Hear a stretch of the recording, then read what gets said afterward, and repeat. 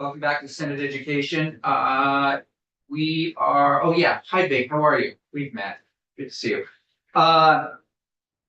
We are now shifting to a conversation with Amanda Garces and Big Hartman on Act One, and this is an opportunity for introductions as well as the report, as well as I'm sure there could be a few questions.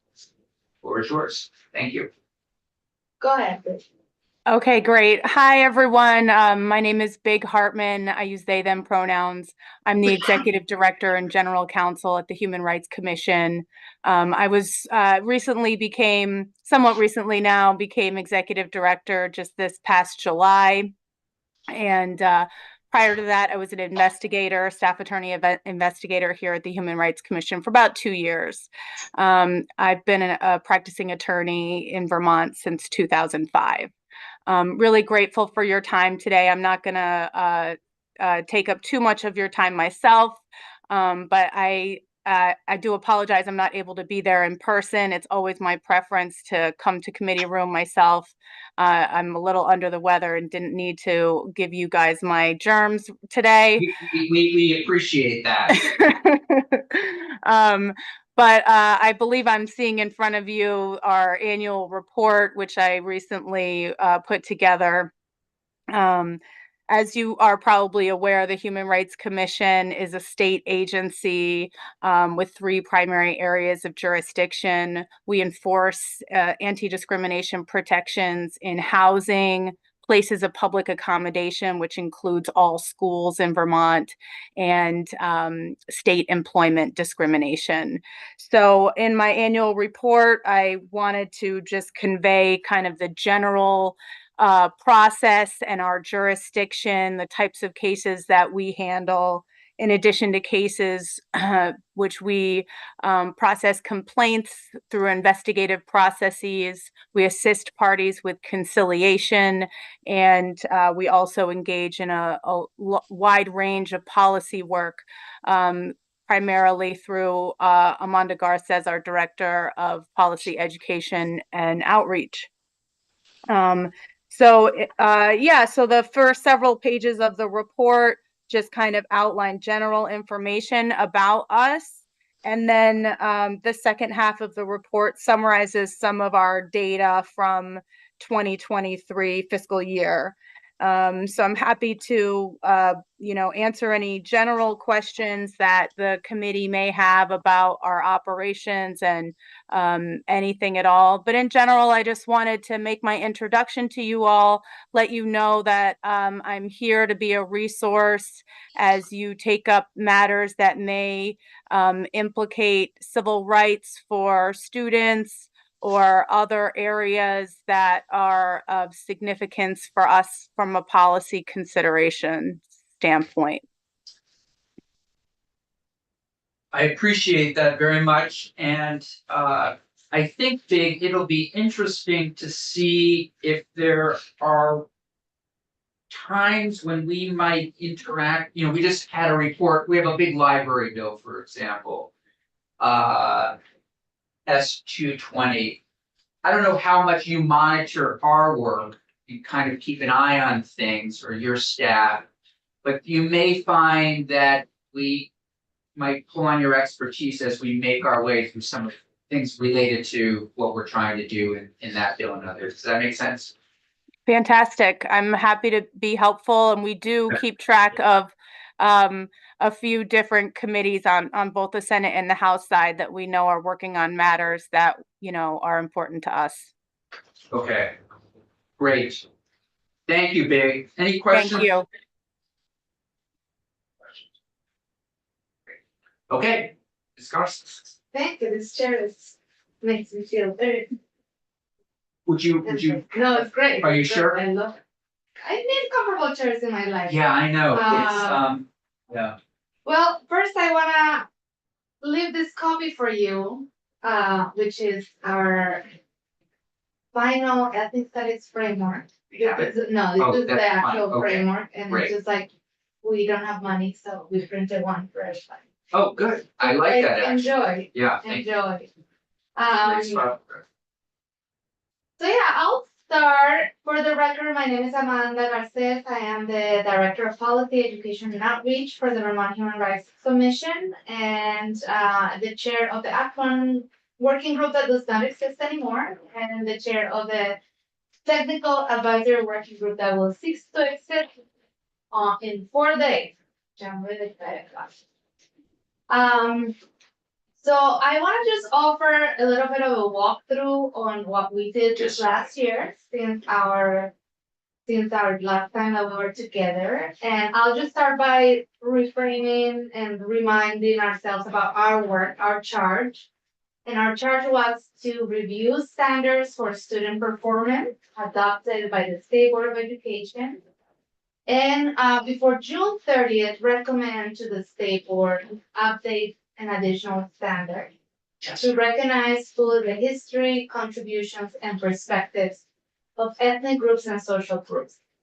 And those recommendations were designed to increase the cultural competency of students in pre-K through 12th grade, increase attention to the history, contributions, and perspectives of ethnic groups and social groups, promote critical thinking regarding the history, contributions, and perspectives of ethnic groups, and commit to school to eradicating any racial bias in its curriculum, provide across its curriculum content and methods to enable students to explore safely questions of identity, race, equality, and racism, and ensure that the basic curriculum and extracurricular programs are welcoming to all students and take into account parental concerns.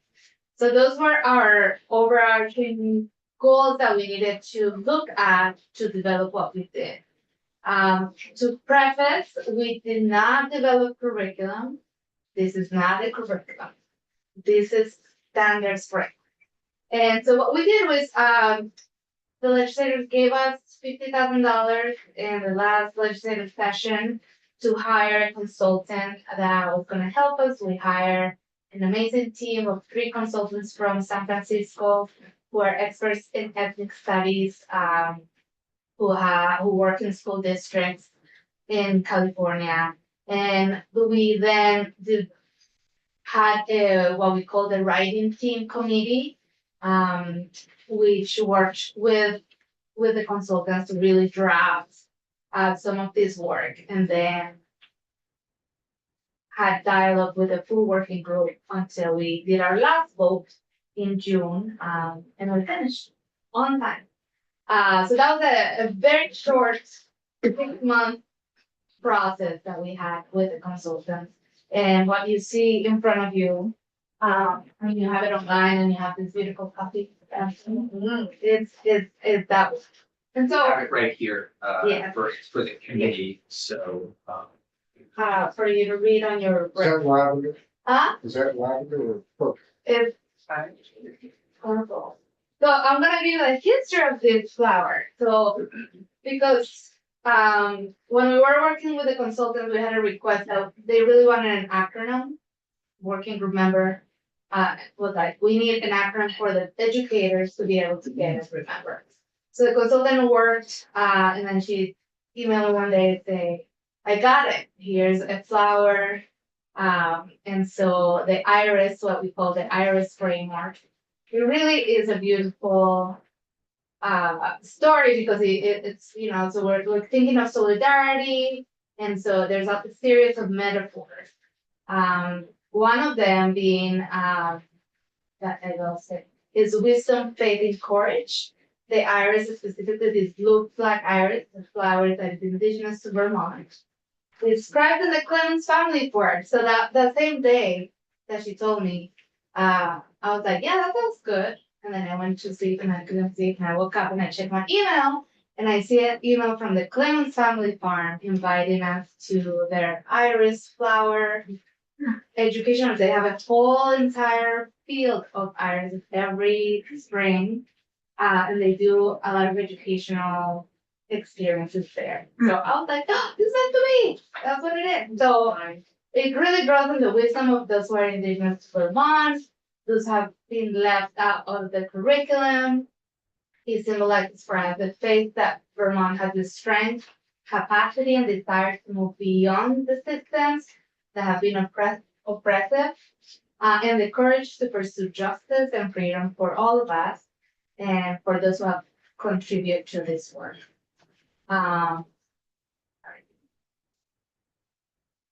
The iris also symbolizes healing for Native Americans. It's used as to externally care for burns, wound sores, and sweat. Told, I know it's a lot, but it's important. And it was used internally for liver and kidney disease. But it also symbolizes perspective, which is what we want students to have. And so the iris is the part of the eye that serves the lens to see the light and it provides means for clarity and dimension, and that's what we try to do here. So we developed this in four quadrants, let's call it. Iris is I for identity development. And so students will develop their identities and main connections with their identities, knowledge, and histories. Resistant racism is for R. The students will develop a system literacy to understand and change the impact of racism, intersectional forms of oppressions of racial and marginalized communities. I for interconnectedness, and students will value the community cultural wealth of ethnic groups and support community actualization at the local, state, national level. And the last one is S for social responsibility. So in your framework, you'll see all these pieces. And then we also develop what we call pedagogical commitments, which is now the educator's perspective. And so what does an educator need to have to be able to align with what the student needs to learn? And so they go side by side. And then it also has their own iris acronyms for them. And then at the end, we give an explanation of what that looks like in your classroom. So the standards is usually like one page that says the student will learn ABC, and then that will lead the educator to figure out how they're gonna learn ABC. So we didn't think that for this work, we could just do that without giving context. This is why what we created is a framework that looks holistically at all the pieces. So what does the educator need to learn? What we want the students to learn? Who are the power players? So we're looking at recommendations to have this be looked at by the standards board, like school boards, what do they need to do? And all of it is aligned with the education quality standards. So we started with the education quality standards, which is the work that we did in the past 4 years. Then we took this and aligned it all. So it's all very well aligned. So I'm not gonna bore you with all of it, but I know you had a specific question about what does this look like in practice? So in the last slide, we took like the Holocaust studies, that was a question that keeps coming up for us. So, are you Yeah. on a certain page? Oh, sorry, I just, Or just kind of giving us an jumped, overview? yeah. Okay, I just gave an overview, but but we might want to put it in up, that- if there's something you want. yeah, in the last page is just the page, almost. Oh, Holocaust is on the Yeah. very left here. Yeah. So to answer that question that you posed, we did not develop curriculum. That was not our charge. That's how I started with what our task was to create the standard. The framework, we had a very specific thing that we were supposed to do. We did that. But the Holocaust, as it is slavery, eugenics, the indigenous folk, genocide also that existed. All of it is none has been highlighted because we're not developing curriculum for any specific subject. But we believe that the framework and the EQS does give additional things for educators to use, whether they're gonna use it for Holocaust, the slavery, or any of the terrible suppressions of our world. And so in here is an example, and I work with this with some of the educators, that like how would you use the IRIS framework to teach about the Holocaust? And they had like very specific things that we start with the concept of transformative solidarity, which is really the anchor and piece of all of our work. that members of oppressed social groups find common cause in anti-discrimination work. And that is, we have a very specific definition of ethnic groups and ethnic studies, so that is all encompassing, includes genocide. Identity development is one of them, which explore the historical, contemporary, independent, multidimensional nature of identity, and that includes all. Then we have another standard that says interconnectedness, and that builds on the purpose to anchor anti-racist, anti-discriminatory, intercultural society. So we think it depends on how people are using the curriculum, all of that, but I think our work includes all of the systems of oppression that we have and have really important guidance of how to use it in society. So with that, we'll jump to our policy recommendations and how to implement this work. And that goes again, I think I testified last year around the whole pattern of what needed, in my opinion. But we did have a specific recommendation.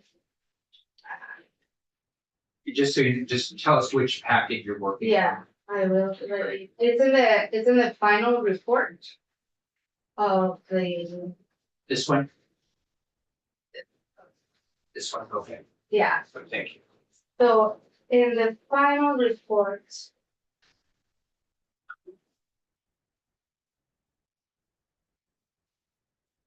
You have policy recommendation.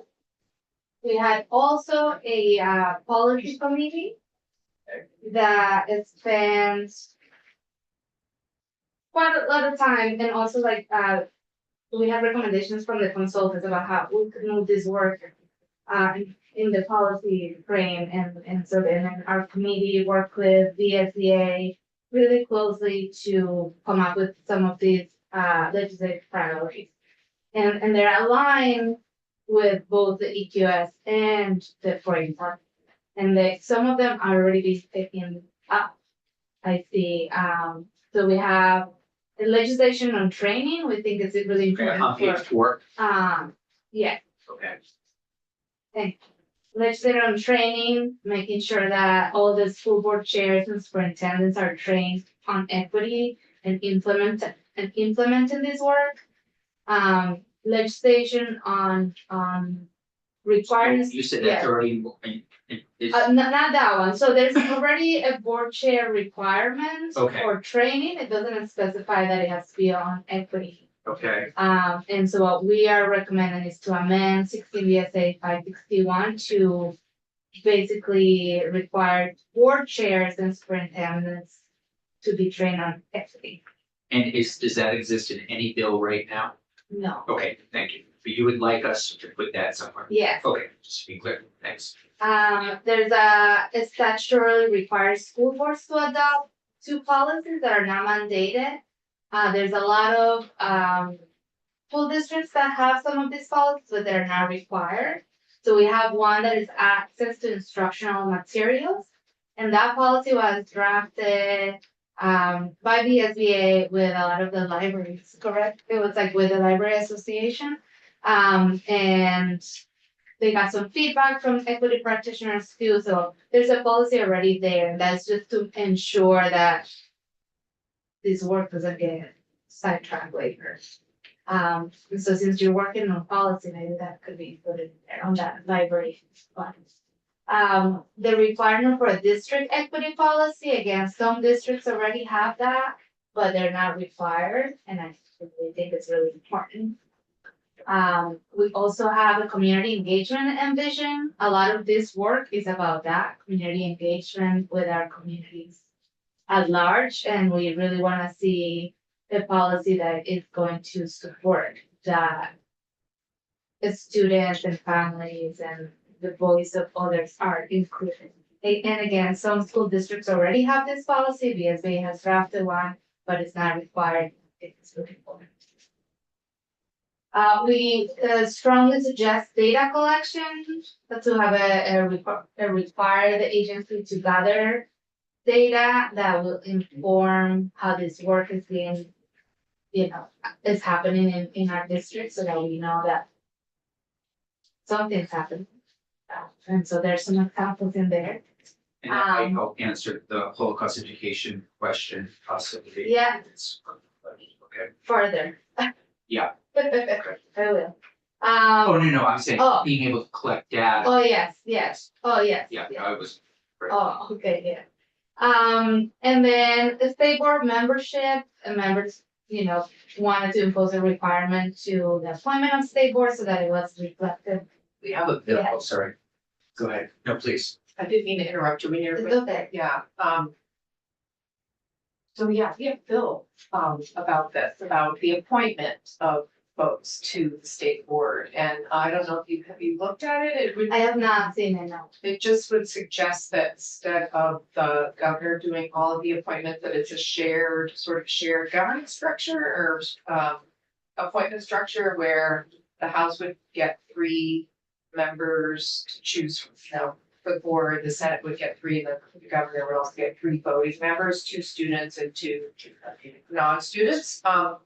I'm wondering if you think that is a step in the direction of what you're going for here. Do you see that could help? Yeah, I think so, but I might not have all the answers. I can ask the rest of the committee that this is really important. Because yes, I think it's important. I think it's also, there was a lot of concern of just like the diversity of the publicly funded, the student body versus them to have like that be more equalized. Yeah, absolutely. And if you do have any other specific suggestions on how we can achieve this, that would be really helpful. Yeah, I can definitely ask. Thank It's you. S-203, Okay, and we're gonna have a conversation about it on Tuesday. We're just gonna dig in a little deeper, just ask some of the questions that the bill poses, but also just the state board in general. Yeah.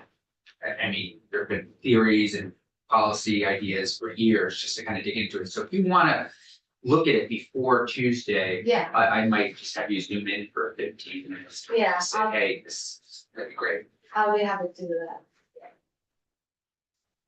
We will also love to see a proposal amended to the Rule 4500, which is the state board rule, and and that requires schools to report ethnicity, national origin. We wanted to collect this data for a student who experience restraint and seclusion, because we don't know the demographic, and so we don't know the rate for students' disabilities and all of that.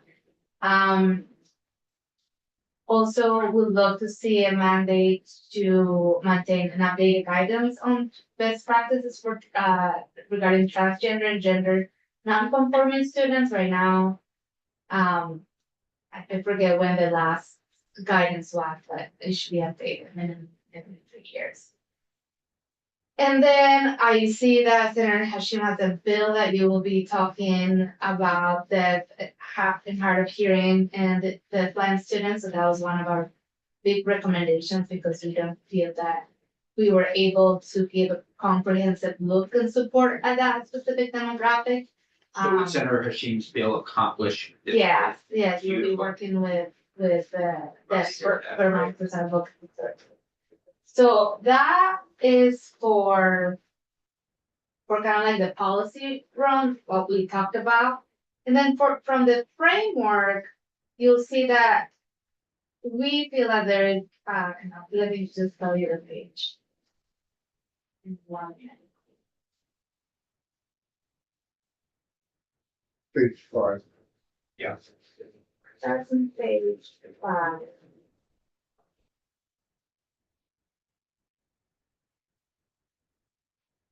But in page 9, you'll see 4 recommendations that are more broadly of like the implementation of this ethnic studies framework. And the first one is that we really believe that there has to be some partnerships, long-term partnerships between school districts, the Agency of Education, and entities that do this work successful around curriculum design, and specifically ethnic and social equity studies. And that there should be some development of tools and metrics so that school boards, school staff, parents, caregivers, and local activists can assess how schools' policies, curriculum, what are the alternative learning models, student disciplinary systems, and pedagogical practices in relation to this work. Again, I think I testified a little bit about this when I was talking about the Holocaust education, about local curriculum committees, because we know the curriculum is developed locally, so that there should really be some ways to That's support that. Local curriculum committees with staff and community involvement to really align, with the goals of this. Building professional development collaboratives, and Do local curriculum committees exist right now in any formal way? I don't think so. Okay. Districts have like curriculum directors, Right. so that would be. And some have curriculum committees, but it's all staff, there's no collaboration. Thank you. That I do, but building professional development collaboratives will be a really great way to think about Holocaust, slavery, genocide, eugenics. To be able to really see how these collaborative approaches happen and how we're not building a curriculum that is not, some will be good, some will be bad. Because right now, from what I see in the bill, it's like 6 hours of education with some goals, but like, You how remember, do we where are you develop now? that? We're on page 9, I love this idea. yeah. And yeah, I'm like thinking long term, this will be a great way to really develop expertise in our state from educators and people in the field, non-educators, but people that work in these organizations that develop these things. And also that can eventually become hubs of training for other educators that come through, and then, exploring the possibility of offering virtual academic courses in ethnic studies and social equity standards. So those are like more like the big, how do we support that work? And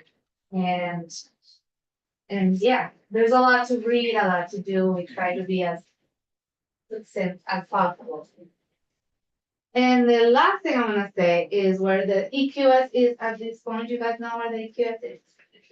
Yeah. So as you know, the education quality standard was submitted last year, April 2023. And we presented to the state board, in 22. Then they passed it as a state board in, I don't remember, but it was in 23. They went through a whole entire process. They created a committee. They were voted in favor of it. It went to the ICAR process. It passed the ICAR process, then they went to the public comment period, which they collected a lot of information. And unfortunately, we're still here.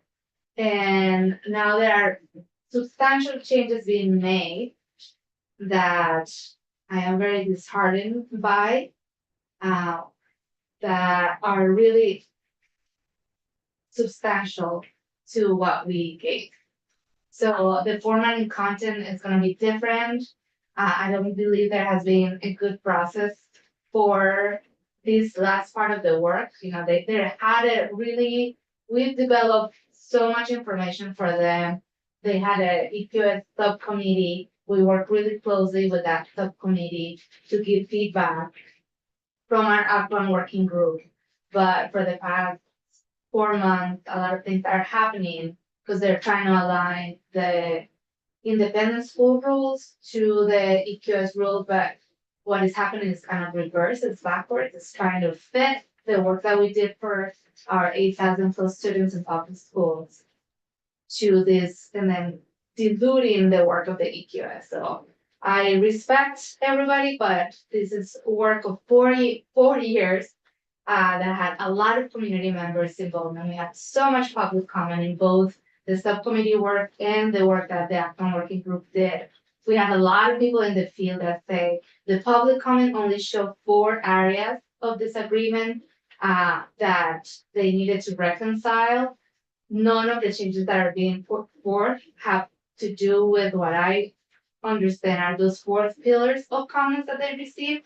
So it's really disappointing and disheartening. And our technical working group has not been asked for anything. We are to dissolve in 4 days about these specific changes they're making, which really dilutes some of the work. It's like, for the record, I'm very disappointed. And I just don't think it's a good process because it doesn't lead to the values of Act One, which was to bring together community and experts that spent 4 years building something. That we work really hard to give feedback, to, work with the state board to get to a point, and now it's just two people moving it forward. Yeah, and I'm just a little bit, I lost a little bit, I'm just a Yeah. little bit confused. So you're disheartened because the state board has not finished my sentence.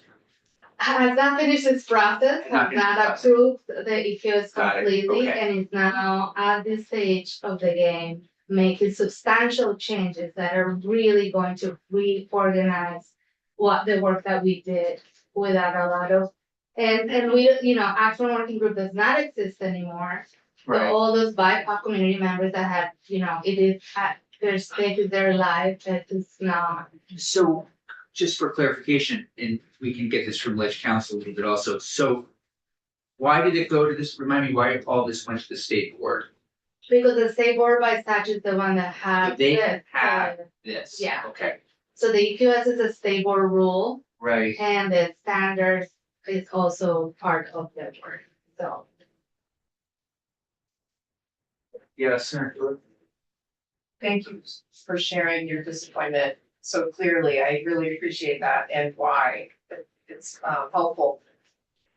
Do you foresee or do you imagine that there's something that we could do at the legislative level to assist with just making sure that all the great work that has been done gets implemented? Yeah, so I think there are, some of the questions that were brought up through the EQS, so a lot of I would say, there's a big piece of the work is, the pillar is our schools will not discriminate, right? Like that, but that was the blank statement. The purpose is for our schools to not discriminate. And we had a very specific prohibition to not discriminate as a state. And for clarity, when you say our schools, you're talking about all schools that accept public funds, So correct? Act One, when we finalize our work was to, we all unanimous except independent schools voted that our EQS should be part of independent schools too. The state board decided that it was two different rules, and this is where we're at now, right? Approved it. They approved independent schools. And so that's what they're trying to align right now. But they're for the EQS, they had an attorney that had no problems with some of the language. Then for the independent schools, they have a different attorney who would really scrutinize the EQS and brought up some arguments around, discrimination and kind of started changing a lot of the things. So that was part of it, which, there were some language changes by the subcommittee. And again, I am so appreciative of the EQS subcommittee of the state board. They really did a lot of work. They really did brought a lot of people in the field. Their public comment was exceptional. They worked with us to make sure that I was getting back to our committee.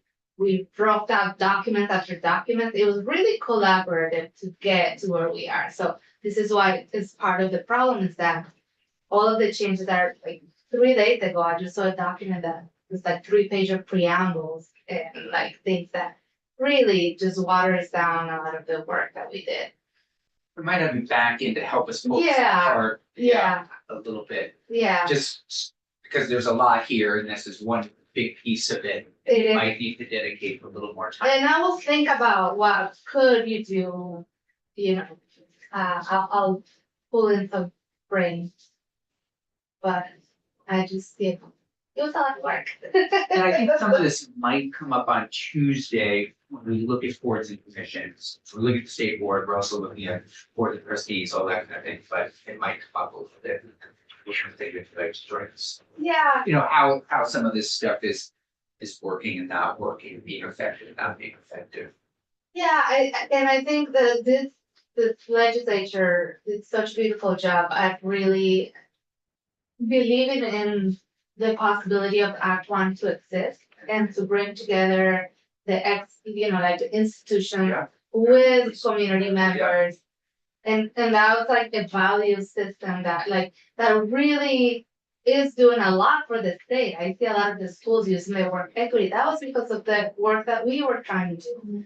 And so it's really sad to see that in this space, the voice of the community is not as heard or it's of importance. And it's what's interesting to me again, and we don't have to, we can happy to have you back and just talk about this, is just the role of the state board in general. Yeah. It's something that, and maybe Senator Buick's bill will allow us to change some. Yeah. Just a question for you, actually, Yeah. were you part of the Act One, were you sort of part of that legislation? I voted on it, but that came out, I believe, the year before I was the chair. 2019, yes. Yeah. Senator Baruch was Yeah, the chair. I was curious. Senator Hashim has been champion of that Or. for Act One. Oh, yes, thank you. Right. Right. Yeah, so what I would say is like, again, I think the process is really important for things like this to happen, and it's been a long time. And we've developed a lot of work to respond to their questions. A lot of people in the field really are asking for this work to be done. So to go in loops, because they already passed the state board, they passed LCAR, they received public comment. It shouldn't be that now they're rewriting the work because they already went through so many hoops. And so I can come back and I feel like it's important to talk about how process happens. Yeah, In this community.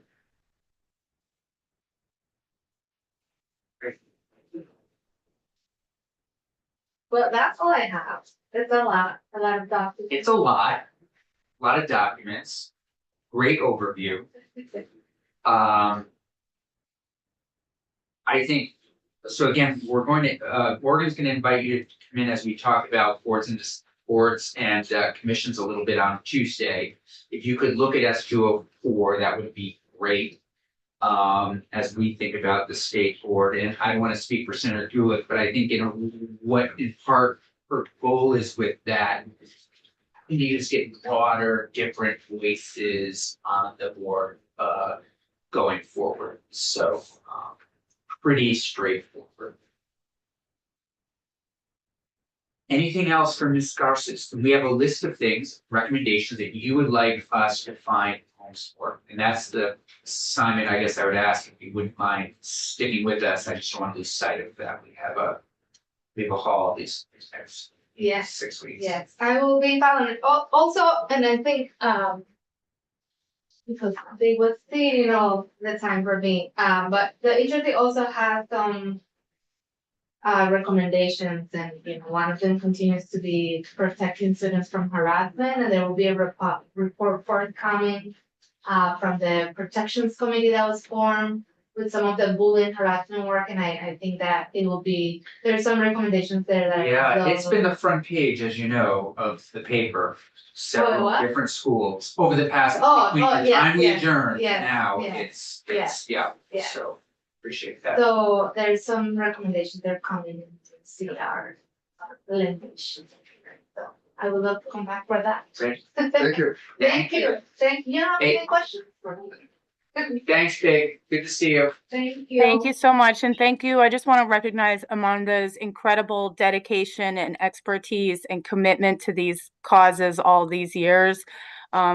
Just like she gives everything she has to this work and to ensuring that the voices of all the people who really are Vermont are heard throughout the process. And she's the best. So I just wanted to recognize that.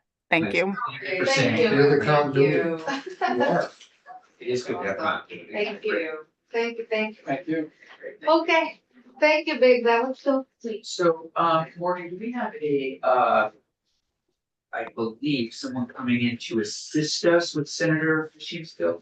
I think there are two people that will be coming in also. So let's take